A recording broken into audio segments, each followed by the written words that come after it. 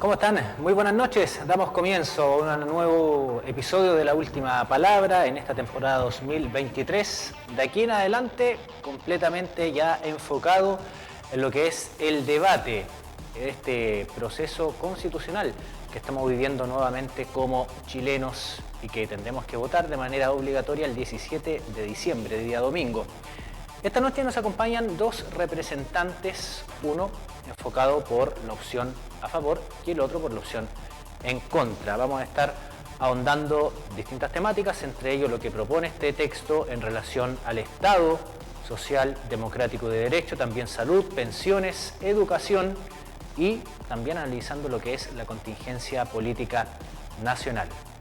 Ustedes también pueden ser partícipes de este programa. Está nuestra transmisión vía Facebook en Canal 30 Oficial, donde nos puede enviar comentarios y, por supuesto, a nuestros panelistas consultas respecto a lo que estemos abordando.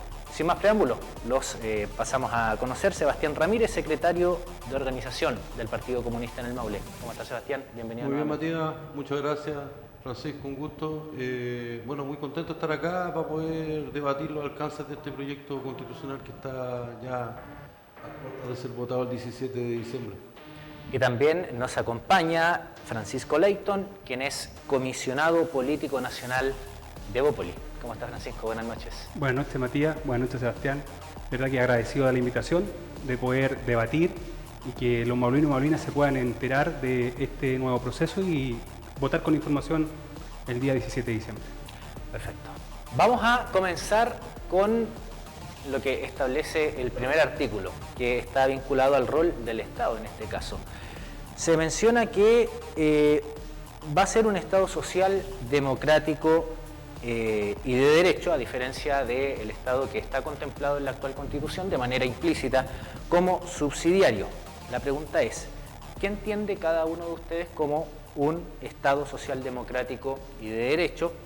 ¿Y cómo se busca también materializar? Van a tener 2 minutos y medio cada uno para exponer su punto de vista. Comenzamos con Francisco. Bueno, la actual propuesta, la que debemos votar próximamente, establece en su artículo 1 cuál va a ser el rol del Estado. Y efectivamente establece que el rol del Estado efectivamente va a ser ya un Estado, como tú bien lo señalabas, social y democrático de derechos. Esto contempla entonces que el Estado se compromete a proveer, a proteger y a resguardar ciertos derechos y libertades fundamentales que están establecidas en el artículo 16 de este texto constitucional. Es decir, el Estado va a ser el encargado de resguardar aquellas libertades y derechos establecidos en el artículo 16. Entonces, efectivamente, se reconocen, que lo vamos a ver también próximamente, cuál es la cantidad nueva de derechos y garantías que esta propuesta contiene, que no contiene la Constitución actual. Entonces, el Estado efectivamente se compromete al resguardo de estos. Lo que ha generado discusión es que si lo hace el Estado directamente o también lo puede hacer a través de prestaciones de privado, y es ahí donde se confunde un poco la discusión. Pero quien tiene y quién es el garante de dar respuesta a los ciudadanos ante el incumplimiento de estos derechos es el Estado. Por ende, por eso el Estado es quien toma este rol fundamental, es quien tiene que servir a la persona y a la sociedad en el cumplimiento de cada uno de los derechos y libertades que se conocen en este texto. Vamos ahora con Sebastián, 2 minutos y medio a contar de ahora. Sí, mire, bueno, nosotros creemos que el artículo 1, ¿cierto?, en donde se determina el Estado social y democrático de derecho, básicamente es un decoro, ¿cierto?, un saludo a la bandera respecto a lo que significa realmente un Estado social y democrático de derecho, y se nota mucho por quién fue construida, digamos. Personas que precisamente no creen en ese Estado democrático. Una vez que entremos, por ejemplo, en lo que es el artículo 16, podemos proponer a observar, ¿cierto?, tanto en salud, educación y pensiones, que solamente se garantiza el acceso a ciertas prestaciones, no siendo el Estado garante, como planteaba Francisco, de que se lleven a cabo esas prestaciones. De hecho, por ejemplo, en lo que significa seguridad social, se constitucionaliza, ¿cierto?, el hecho de que las personas van a ser propietarias de sus fondos, por lo tanto, automáticamente ya no podrían crearse, por ejemplo, ahorros colectivos o pilares solidarios que permitieran mejorar la seguridad social, en este caso las pensiones en este país. Lo mismo pasa, por ejemplo, con el acceso a la educación, en donde nuevamente se fortalece el rol del privado y se potencia la entrega de vouchers, ¿cierto?, o pago a colegios subvencionados particulares o universidades privadas para que puedan lucrar indeterminablemente con estos derechos, ¿cierto?, que son tan importantes para la población. Perfecto. A ambos les quedó tiempo. El tiempo no es acumulable, por si acaso. ¿No puede ser que podamos rebatir algunas de las cosas que se nos si pueden obviamente consultar a su interlocutor con respecto a lo que mencionó cada uno, respecto a cómo concibe cada uno de ustedes el Estado Social Democrático de Derecho. Ya nos dieron a conocer algunos puntos de vista. En el caso de Sebastián nos mencionó que considera que es un saludo a la bandera, decorativo nada más, cómo se está plasmando en este texto constitucional. Recordemos que la antigua propuesta también se mencionaba un Estado, democrático y de derecho. ¿Cuál es la principal diferencia que ves tú en esta oportunidad? O sea, bueno, primero nosotros como organización política ha dicho de algunos personeros en los últimos días respecto a que consideraban un error haber apoyado el ex texto de la Convención Constitucional. Nosotros creemos que era un gran texto, en términos muy concretos, robustecía mucho más la labor del Estado, permitía, por ejemplo, generar derechos sociales garantizados para la población en su conjunto.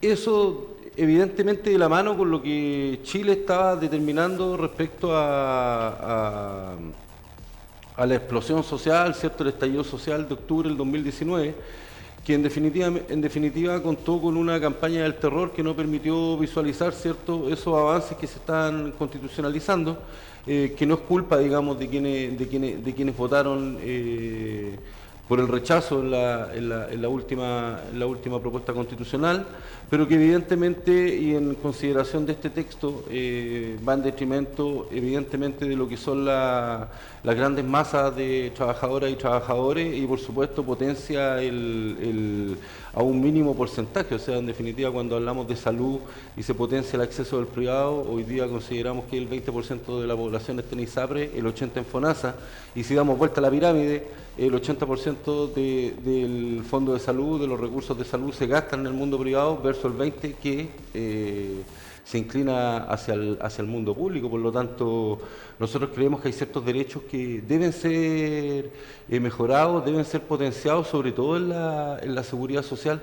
No es posible que en pleno 2023 nosotros sigamos teniendo adultos mayores que sigan viviendo bajo la línea de la pobreza, y no es posible tampoco, bajo el formato actual de capitalización individual, que no significa un pilar de seguridad social, establecer mejoras sin un pilar solidario, sin un sistema de... Vamos a hablar de pensiones más adelante. Francisco.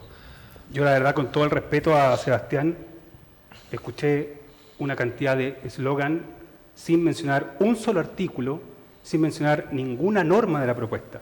Solo una cantidad de eslogan que obviamente les sirve a su sector y les sirve a lo que ellos están proponiendo. La verdad es que al sector que representa Sebastián, que es el Partido Comunista, sin la existencia de un texto ya estaba llamando a votar en contra de un texto que todavía no estaba terminado. Por ende, ahí es claro, es importante destacar de que no están contra el texto, están contra el texto que ellos quieren y que tenían ideologizado. O sea, Sebastián nos sigue hablando hoy día, más de un año, del rechazo rotundo del proceso anterior, nos sigue hablando del proceso anterior. Y no nos enfocamos en el texto actual, en el análisis del texto actual, en el articulado del texto actual. El texto actual efectivamente ya reconoce ciertas libertades, ciertos derechos fundamentales que no están consagrados en la Constitución actual. Y puedo enumerar algunos de ellos, como es, por ejemplo, ya que se reconoce en la Constitución por primera vez a las familias. Por primera vez en la Constitución se reconoce la igualdad entre el hombre y la mujer, no solamente en participación en la política, sino que también en el tema salarial. Entonces hay avances. Participación en política solamente en lo que es candidatura. Candidatura en todo, en las elecciones. Pero no hay paridad. Hay paridad de ingresos y de hecho queda determinado incluso a la ley cómo se va a establecer. Pero no en el Congreso. Es que al Congreso queda, Matías. Queda Solamente de terminado campaña, pero no... No, al Congreso queda determinado cómo se van a conformar las campañas. Y de hecho está el 50% de ingreso y 50% de salida, que fue lo que los consejeros determinaron. Existe también un reconocimiento en el artículo 5 a los pueblos originarios. La actual Constitución de 1980 no lo contempla. Existe también y se hace cargo de la corrupción. Y por eso es importante destacar que esta Constitución también contempla a aquellos que hoy día le tienen temor. Pues hoy día vemos que el gobierno actual hay un nivel de corrupción y nadie se hace cargo. Vamos a entrar a lo mejor a hablar de la actualidad y tenemos 15 seremías de vivienda y urbanismo que están con proceso abierto. Tenemos los gobiernos regionales con proceso abierto. Entonces, claro, es fácil llamar a aquellos que no están hoy día por la transparencia y en contra de la corrupción a votar en contra de un texto que hoy día sí reconoce y de hecho es más, avanza creando una agencia nacional contra la corrupción. Claro, para mí es totalmente claro por qué no la quieren aprobar, pues. Que no están a favor, porque quieren seguir sirviéndose del Estado a través de la corrupción de las fundaciones de los amigos del presidente.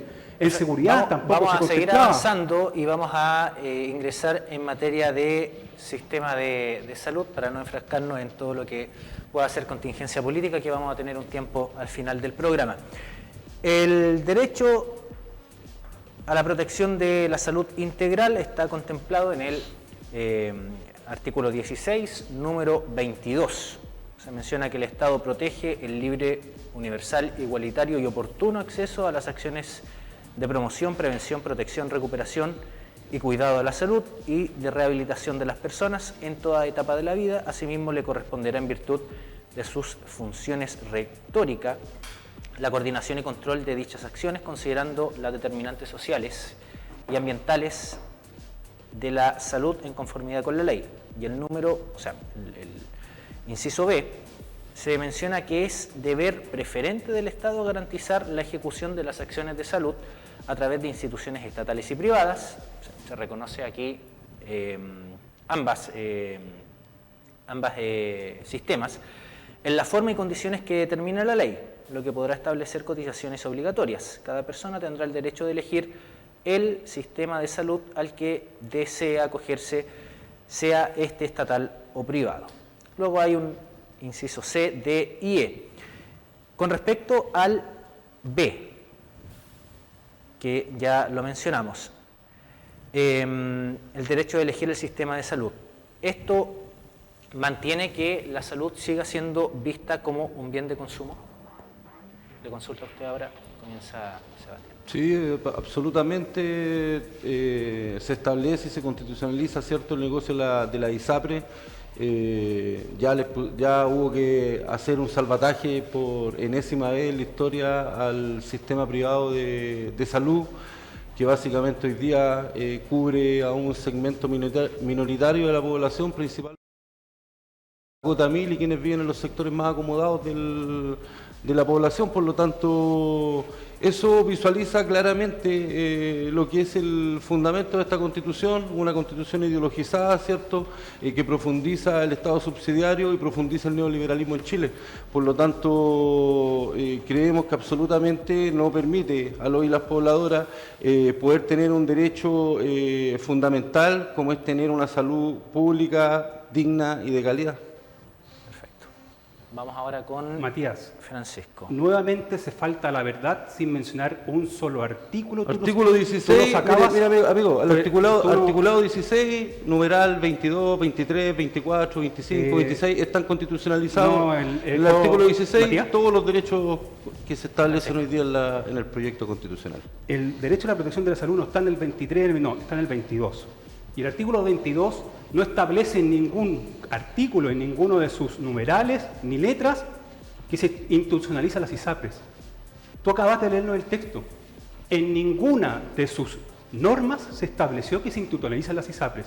Solamente lo que ahí se señaló, y lo dice, el deber del Estado, es el deber preferente del Estado de garantizarle la salud a los chilenos y chilenas. Eso lo establece el artículo 16, inciso letra B. Y eso de señalar de que la seguridad, la salud es un lucro, esto, la pandemia, la podemos llevar adelante y a cabo a través de la posibilidad también de acudir al sector privado. Si no podemos satanizar lo que ocurre en el sector privado también. Ellos también contribuyen a poder garantizar la salud a todos los chilenos y chilenas. Sin la salud privada, y si solamente hubiésemos tenido la posibilidad de acudir a los servicios públicos, ¿cuántos chilenos hubiesen fallecido en la pandemia? Ahora, saliendo del ámbito de la pandemia, quizás lo que ha generado molestia también es lo que se vivió a inicios de este año con respecto a las ISAPRES, ¿no? De estas cartas que enviaban los reajustes que estaban por Corte Suprema ya determinadas que no era válido que las ISAPRES siguieran cobrando anualmente estos reajustes, ¿no? Ya, pues, Ese es lo que generó también una migración desde el 2019 desde el sector privado al público. Matías, y esta propuesta viene a salvaguardar ese punto, que no lo establece la Constitución actual, pero esta propuesta en el artículo 16, número 22, letra C, lo señala claramente. La ley establecerá un plan de salud universal, sin discriminación por edad, sexo o preexistencia, que es lo que ocurre el día de hoy. Entonces, este texto viene a salvaguardar aquellas falencias que no están contempladas en la Constitución del 80. Entonces, es por eso yo señalo que es importante poder manejar la propuesta. Hay que leerla, hay que sacar las fake news y la campaña del terror que están estableciendo en aquellos partidos que hoy día están en contra. Yo he mencionado cada artículo, cada respaldo que te he señalado ha sido respaldado en un artículo. Me gustaría saber dónde se institucionaliza la ISAPRES, dónde se establece, en qué artículo se establece. Y menciona la palabra ISAPRES, se institucionalizan las ISAPRES. Me gustaría saber dónde está esa línea. Bueno, el solo hecho de que ya se plantee el acceso, primero el acceso público o privado, ya permite establecer cuál va a ser el sistema a utilizar. Yo creo que la gente que nos está viendo sabe perfectamente en qué consiste FONASA, en qué consiste ISAPRE, porque la mayoría de la gente trabajador y trabajadora de la provincia de Linares entiende perfectamente en su 80% que está en el Fondo de Salud Público que se llama FONASA y existe un sistema de privado el cual es inalcanzable y que en este proceso constitucional se fortalece el acceso a la salud privada. En definitiva tampoco es necesario, recuerden que las constituciones básicamente se pueden releer, se pueden repensar, no necesariamente tienen que estar la palabra puesta en el articulado de la Constitución, sino que puede tener diferentes variables de acuerdo a cómo esté constituido el Congreso. Totalmente de acuerdo. Y de hecho, tú reafirmas entonces lo que yo estoy señalando. El mismo artículo 16, número 22, su letra A, establece en su último párrafo de conformidad a la ley. Es decir, claramente pueden existir situaciones en las cuales la ley va a tener que determinar cómo se solucionan, cómo se sancionan. Pero queda claro aquí, por ejemplo, que a través de esta nueva propuesta, cuando estamos hablando de que pierden derechos las mujeres, están garantizándose derechos que hoy día no tienen las mujeres. Entonces, es importante que aquellas mujeres que hoy día les han inculcado ese temor de que están perdiendo derechos, todo lo contrario, están ganando derechos y lo están en esta propuesta. Las invito a leerla. Perfecto. Vamos a avanzar. Objeción de conciencia. Vamos a hablar de eso también. En materia de educación, es lo que viene ahora, que está en el artículo 23, está seguidito a lo que es salud. Se menciona, bueno, es bastante extenso porque hay otro inciso, un 2.4 también, pero en materia de educación dice: la educación tiene por objeto el pleno desarrollo de las personas en las distintas etapas de su vida, en el contexto de una sociedad libre y democrática, y debe fortalecer el respeto por los derechos y libertades fundamentales. En B se menciona que las familias, a través de los padres, en sus casos tutores legales, tienen el derecho preferente y deber de educar a sus hijos o pupilos, elegir el tipo de educación y su establecimiento de enseñanza, así como determinar preferentemente su interés superior. Corresponderá al Estado otorgar especial protección al ejercicio de este derecho.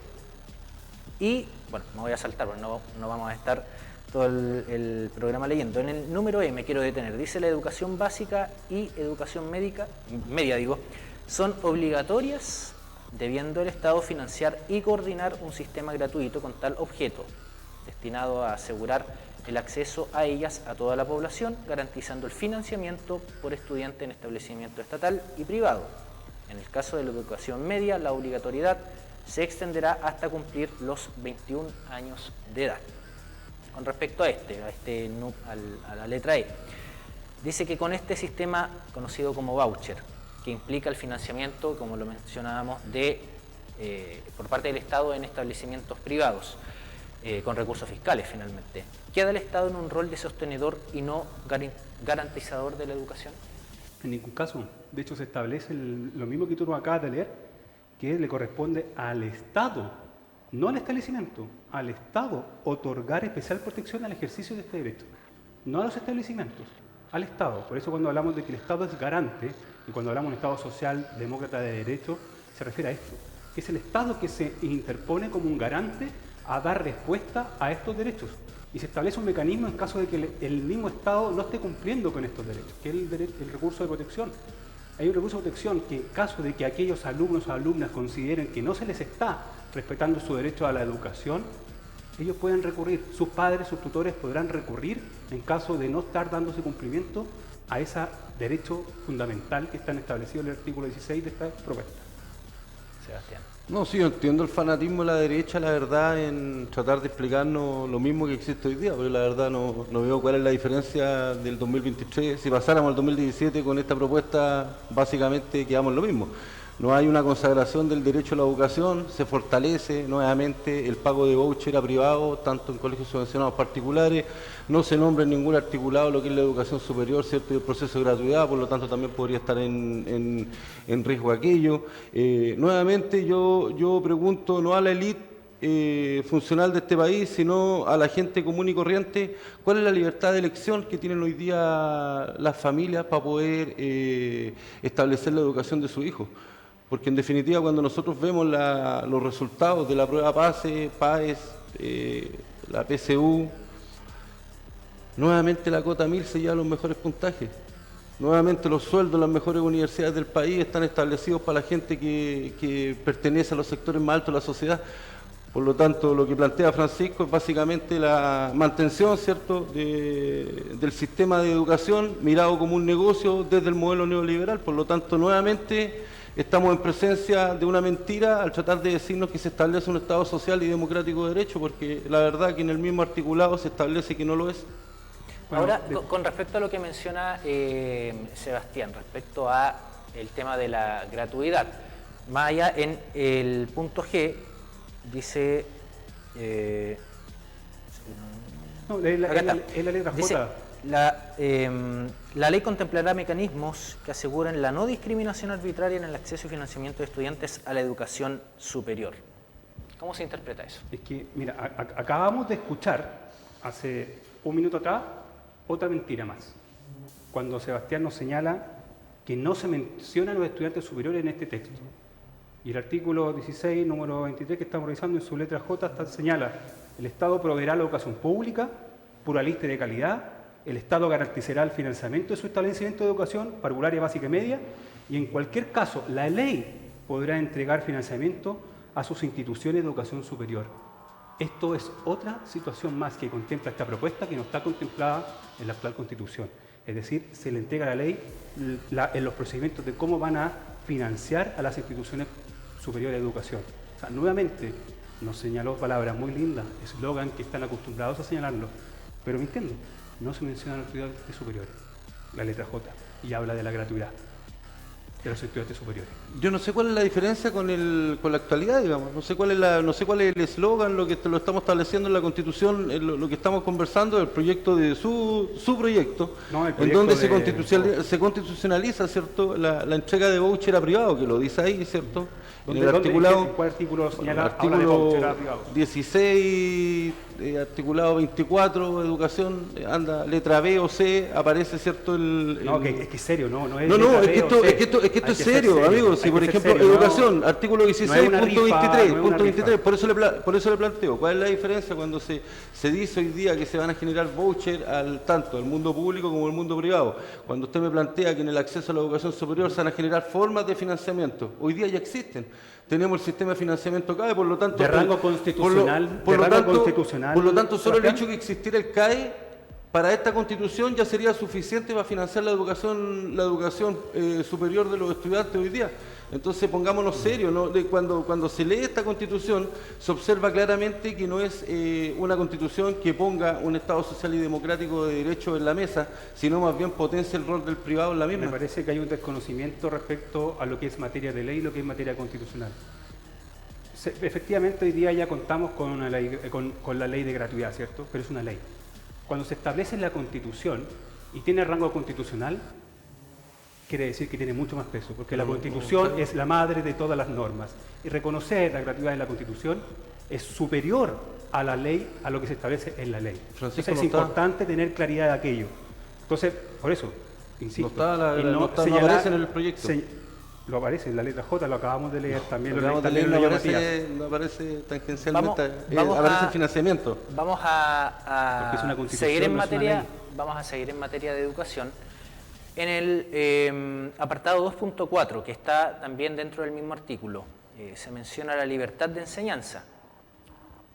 En la letra G indica que los establecimientos educacionales tendrán libertad para determinar sus contenidos curriculares conforme a la identidad e integridad de sus proyectos. Sin perjuicio de lo anterior, el Estado fijará contenidos mínimos para la educación parvularia, básica y media, lo que no implicaría el uso de un porcentaje mayor a la mitad de las horas lectivas al momento de impartirlos, a fin de garantizar la autonomía y diversidad educativa.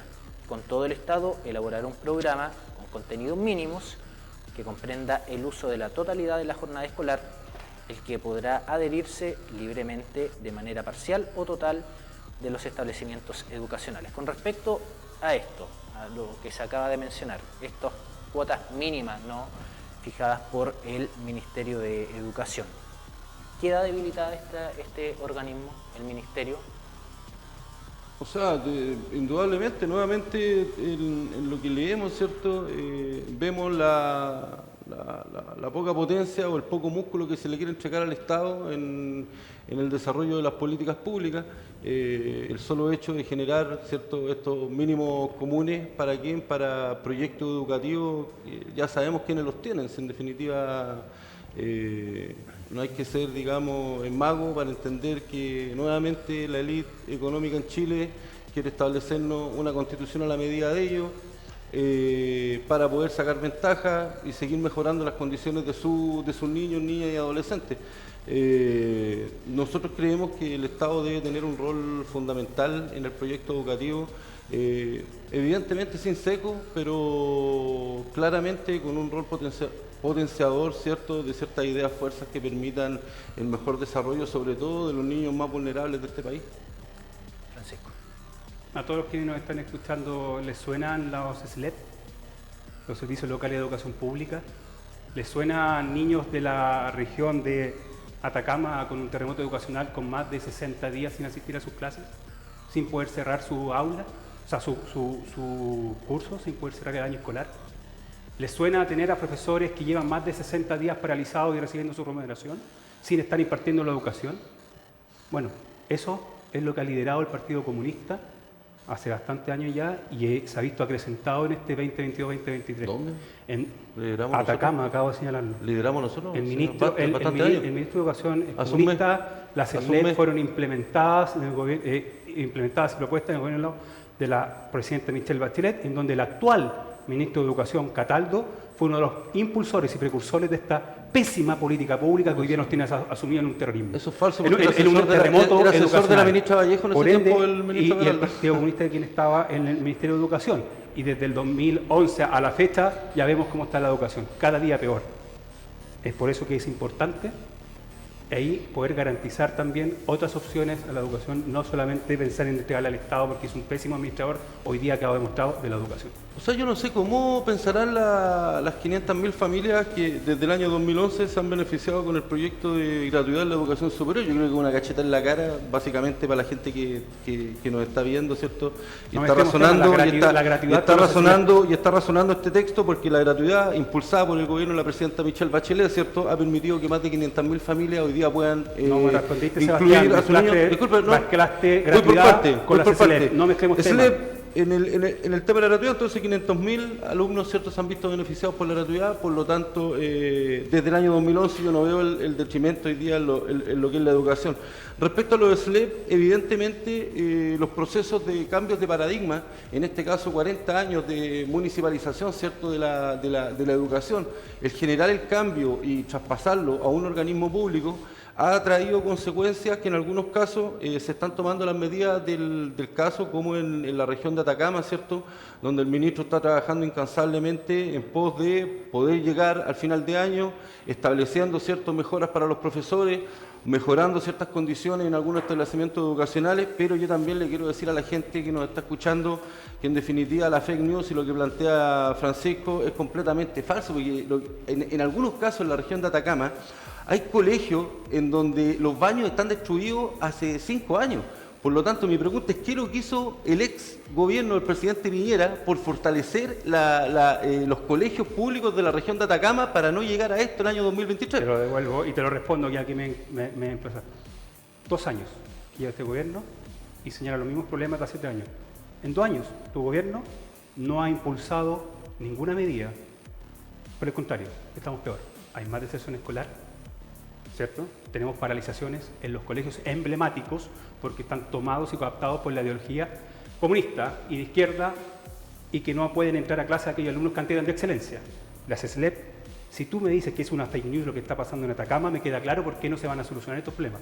Porque no están conectados con los problemas reales de la gente, solamente para dar decir el eslogan, pero nos falta mucho terreno, parece, a este gobierno, y estar ahí donde están las familias hoy, el día de hoy, sin poder ingresar a clases junto a sus alumnos, junto a sus niños, niñas y adolescentes, que van a tener un retroceso en la educación, que en 10 años más lo vamos a poder recién recuperar, Matías, y esto es muy grave. El terrorismo educacional es muy grave y no le estamos tomando el valor que corresponde. Perfecto. Francisco, Sebastián, vamos a hacer un corte comercial, 22:38 minutos. Algunos comentarios que nos han llegado hasta el momento. Sepúlveda Gutiérrez Diego dice: grande Francisco Leighton, coloca emojis de aplauso. Pablo Navarrete Tarragó dice: la corrupción es el ojo de huracán de los políticos actuales. Actualmente la izquierda y la derecha, unidas por la corrupción, jamás serán vencidas. La nueva Constitución debe garantizar la salud, educación y la seguridad. Parte de los comentarios que nos llegan a esta hora de la noche. Seguimos haciendo la última palabra en este día miércoles. Vamos a hacer una pausa muy breve.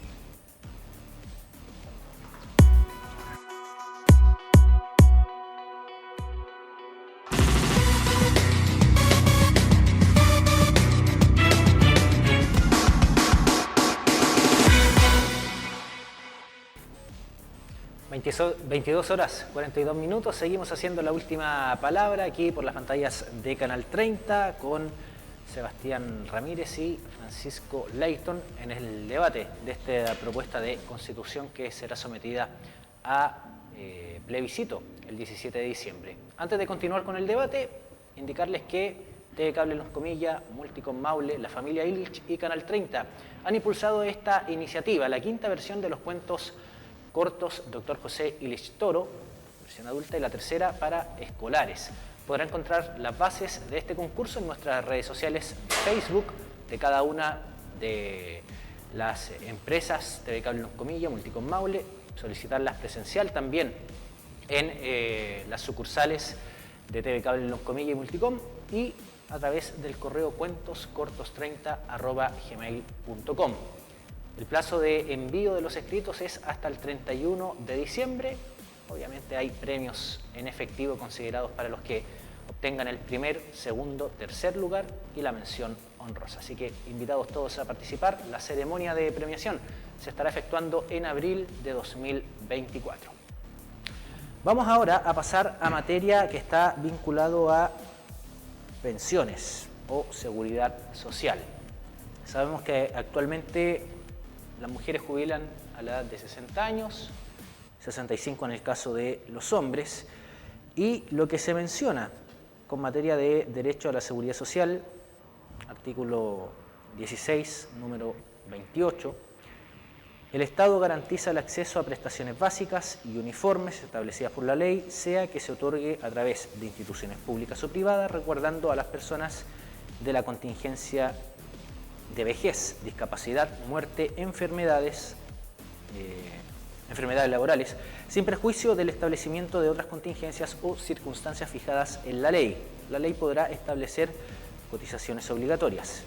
En el B se menciona que cada persona tendrá propiedad sobre sus cotizaciones previsionales para la vejez y los ahorros generados por estas, y tendrá el derecho a elegir libremente la institución estatal o privada que los administre e invierta. En ningún caso podrán ser expropiados o apropiados por el Estado a través de mecanismo alguno. La pregunta ahora con respecto a esto es: ¿cierra la puerta a lo que es un sistema solidario como lo que se ha querido impulsar en el gobierno del presidente Boric? Se lo pregunto a usted, Francisco. Para mí lo que hace primero que todo es, en el artículo 16, número 28, letra A, lo que hace primero que todo es reconocer que van a existir, lo más probable, aseguradoras o fondos de inversiones también estatales. Entonces, lo primero que es abrir la posibilidad y la libertad a que los ciudadanos puedan elegir si quieren un sistema público o un sistema privado. Y lo otro que me parece muy importante y que fue una de las demandas más consideradas dentro del proceso anterior por parte de la ciudadanía, que no se consideró en el proceso anterior, pero sí lo hace es que cada persona tendrá propiedad respecto a sus cotizaciones. Y eso me parece muy importante por cuanto le da seguridad y certeza a aquellos que están ahorrando de que esos recursos le pertenecen a ellos y el Estado en ningún caso va a poder ni expropiárselo ni tampoco apropiarse de los mismos como sí lo establecía el proyecto rechazado anteriormente. Respecto a si es que se cierra o no la posibilidad, si leemos el último párrafo de la ley, en el artículo 1628 letra A, señala que la ley podrá establecer cotizaciones obligatorias, por ende en ese espacio también la ley podrá determinar si es que en estas condiciones, como está hoy día también la reforma de pensiones todavía en discusión, yo en este caso creo que hay que seguir por la senda en la cual se está. La PGU vino en ayuda a aquellas personas que tenían una pensión miserable y baja, no solamente por la administración de los mismos por parte de la AFP, sino que también por lo bajo que cotizamos en Chile, el porcentaje es muy bajo.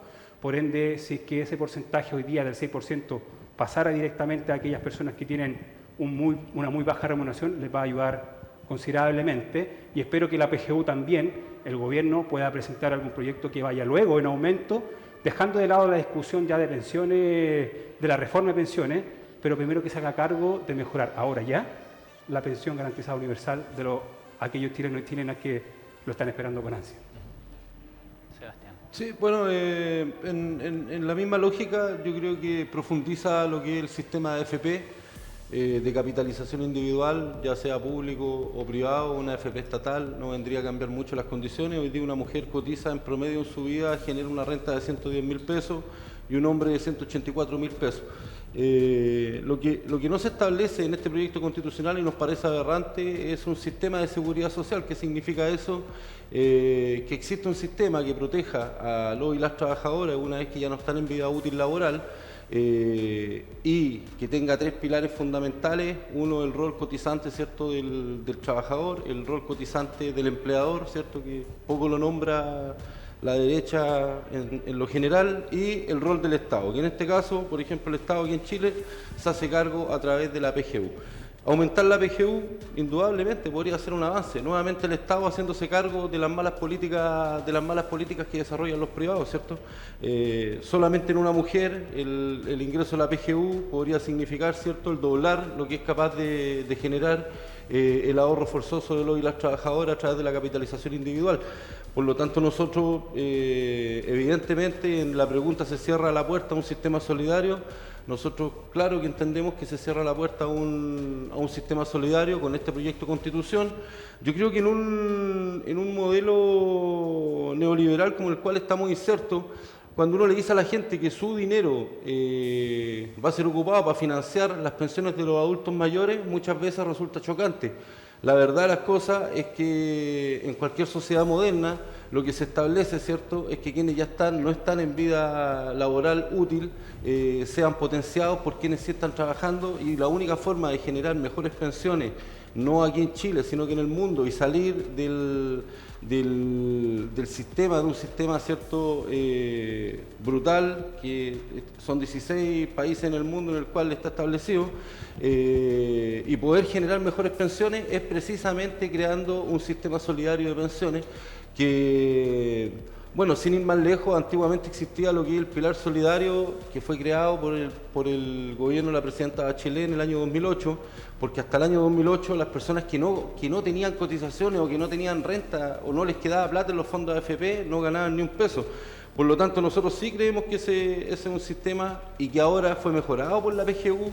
Entonces, evidentemente, el sistema público sí funciona. y en eso, por ejemplo, nos podrían explicar bien las Fuerzas Armadas cómo generan sus pensiones a través de sistemas de reparto, en donde la pensión media de un suboficial son de 900.000 pesos y la pensión media de un oficial de la rama de las Fuerzas Armadas supera el 1,5 millones de pesos, con un sistema en donde aporta el trabajador, el empleador y el Estado. ¿Qué le parece respecto a las utilidades que han tenido las AFP durante este año y la caída de los multifondos? No, a mí me parece que considerar que las AFP no debiesen de ser obviamente revisadas, reformadas respecto a varios temas que podrían ir en mejora de las pensiones personas, hay que abrirse a eso, hay que reformarlo, efectivamente, pero muy distinto es señalar, porque hoy día lo que nos convoca es el texto, ¿cierto? Estamos aquí por la propuesta constitucional, el señalar de que no existe estos tres pilares del Estado, del privado. O sea, aquí en el texto está clarito. Y en el artículo 16, número 28, letra C, señala que es el Estado quien regulará y supervigilará el adecuado ejercicio del derecho a la seguridad social de conformidad a la ley. Nuevamente, nos abre la posibilidad de que a través de la ley se puedan regular, por ejemplo, el tema de la AFP y mejorar y crear, a su vez, una AFP estatal, una aseguradora estatal, lo que se determine por los parlamentarios. Es muy importante señalar de que las constituciones tienen que ser minimalistas. La constitución no es una ley, la constitución es aquella de mayor rango constitucional que alberga todo tipo de leyes. Por eso, que quede abierto y que se señale que es, primero que todo, aquí el Estado que va a ser garante y es el quien tiene que asegurar y supervigilar el ejercicio del derecho de seguridad social, está. Nuevamente, Sebastián nos señala algo que dice una fake news, dice que no está resguardado, letra C del artículo 16, número 28. No, Francisco, el artículo 28... Y le establece la posibilidad a la ley, es decir, al Congreso, a la Cámara de Diputados o al Senado en su momento, a poder regular y reformar o crear, en este caso, una AFP estatal o, como bien decías tú, mejorar esta falencia, la utilidad, el porcentaje de la administración, que a lo mejor es muy alto. Con materia de lo que es la seguridad social, en este caso de las Fuerzas Armadas, se deja tal cual, ¿no? No se menciona eso aquí en esta propuesta y creo que es mezclar peras con manzanas. O sea, sí, a lo que voy es que lo que pasa es que ahí... Antes de avanzar en eso, yo creo que mucha gente lo que ve desde afuera, persona, digamos, no perteneciente, ¿no?, a Fuerzas Armadas, que tienen un sistema de pensiones distinto, un trabajador, un profesor, un sociólogo, cotiza hasta los 65 años, ¿no?, que es la edad de jubilar. Sabemos que en el caso de las Fuerzas Armadas, dependiendo el grado también, se acogen a retiro mucho antes de los 65 años. Y según un estudio de la Fundación Sol, en 2022, 478.134 fue el promedio de las pensiones en el caso de los hombres, 303.670 en el caso de las mujeres. ¿Qué ocurre con las Fuerzas Armadas en promedio? 1.079.356 por concepto de pensión vía Capredena, y las fuerzas de orden y seguridad alcanzan un promedio de 1.180.293. La pregunta, ¿por qué no se puede avanzar a un modelo así?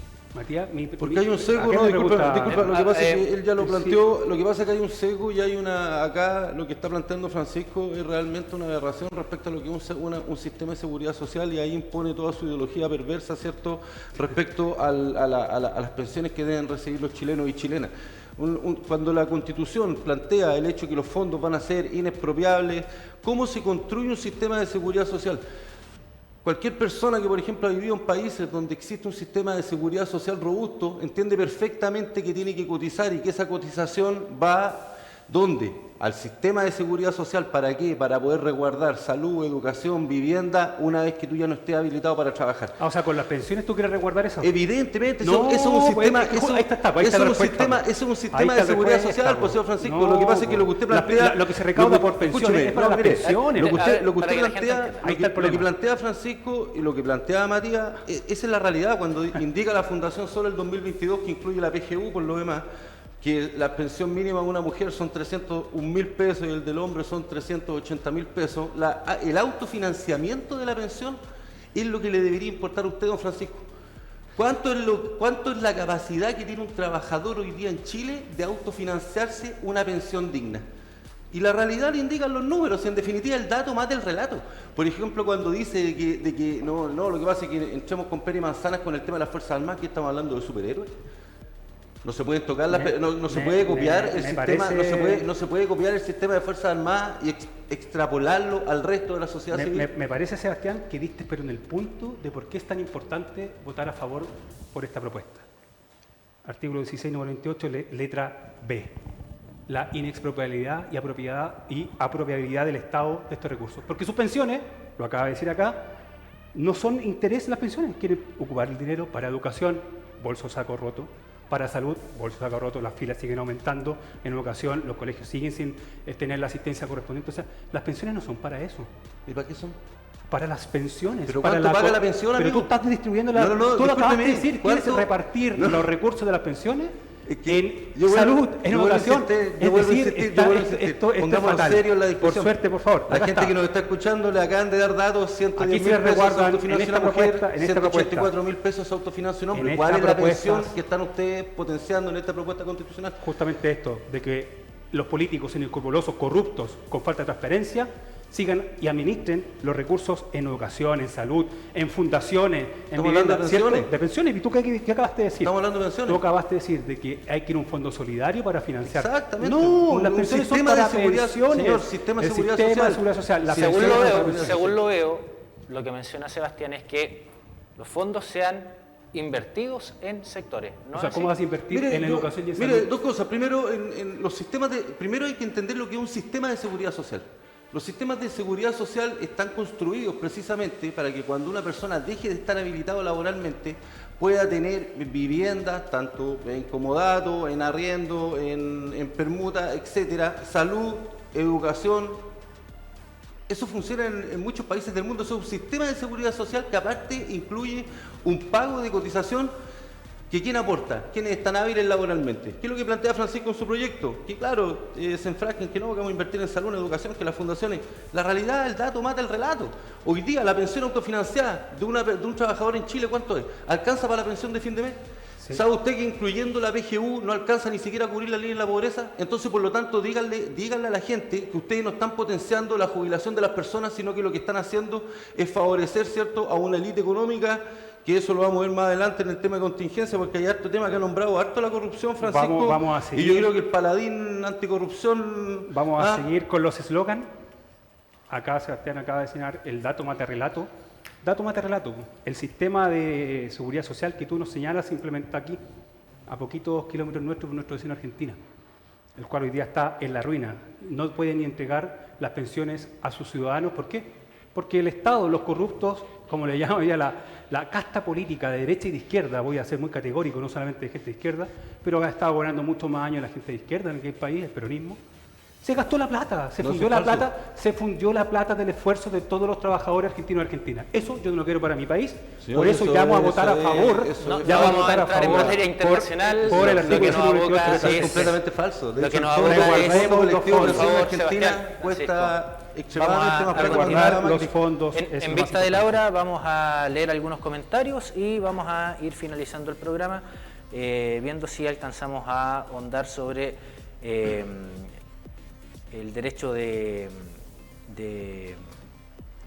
conciencia. Algunos comentarios, llegaron varios comentarios respecto al tema de pensiones. Bien, Francisco Leighton, dijo Pablo G. Mujica, Felipe Muñoz, ¿y cuándo la derecha impulsa un sistema solidario? Quieren mantener las pensiones en miseria. Perseo, el sistema de la AFP es un desastre, es inmoral defender ese sistema. Alejandra Vega Varas, no se trata de derechas e izquierdas. Cuando comience a unificar criterios en pos de la ciudadanía, esto recién podría mejorar. Soya Ulianov, bien Sebastián, argumentos claros y precisos. Alejandra Vega vuelve a comentar, inmorales, lo que hace el comunismo abrazando luchas sociales desde el confort de su hogar,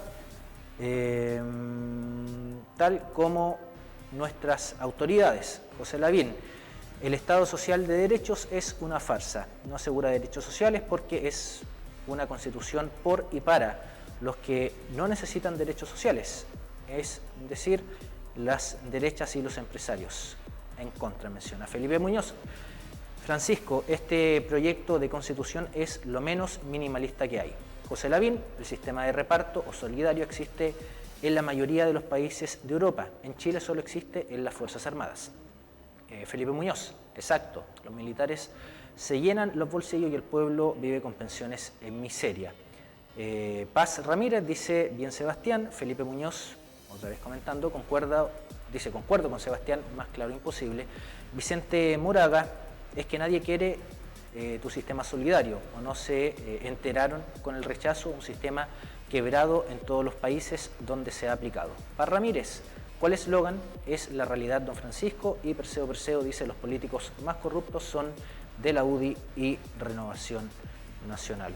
Y llegó uno recién. Uy, llegaron varios más. Bueno, agradecer a toda la gente que nos ha comentado esta noche. Bastante álgido el debate. Pero siempre con respeto, Matías. No, sí, se entiende que obviamente las pasiones se exacerban, como en el fútbol muchas veces. A todo esto mañana juega la selección. Lo último, respecto a objeción de conciencia, que se menciona en el artículo 13, perdón, artículo 16, número 13. Se menciona el derecho a la libertad de pensamiento, de conciencia y de religión. Se garantiza su ejercicio debido al respeto y protección. Este derecho incluye la libertad de toda persona para adoptar la religión o las creencias de su elección, a vivir conforme a ellas y transmitirlas. Comprende además la objeción de conciencia, las que se ejerzan en conformidad con la ley. También se menciona que los padres, y en su caso tutores, tienen derecho a educar a sus hijos y pupilos, a elegir su educación religiosa, espiritual y moral, que esté de acuerdo con sus propias convicciones. La libertad también religiosa comprende el libre ejercicio y expresión del culto, divulgar y enseñar la religión o las creencias, celebración de ritos y las prácticas.